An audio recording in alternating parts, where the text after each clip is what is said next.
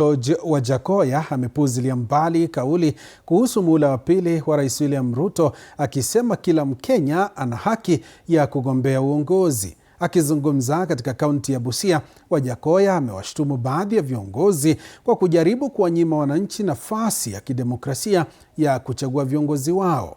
Aidha, Wajackoya amewahimiza wakazi wa Busia kumuunga mkono katika uchaguzi mkuu wa mwaka 2027, akieleza kuwa ana uwezo wa kuleta mabadiliko ya kisiasa nchini. Wajackoya, ambaye ameonyesha nia ya kumuunga mkono gavana wa Busia Paul Otuoma kutetea kiti chake kwa muhula wa pili, aliongeza kuwa matokeo ya uchaguzi wa mwaka 2022 yanampa imani kwamba anaweza kushinda urais katika uchaguzi mkuu ujao wa mwaka 2027.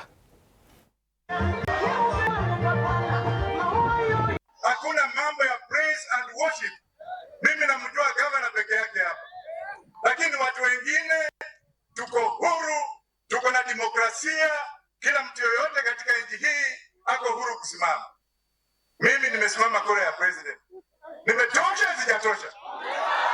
Mwambie Ruto hata kama anakuja hapa ana 200. Kuna ndume anaitwa Wajackoya, nitakuwa naye kwa debe, nikimshinda ataenda Sugoi.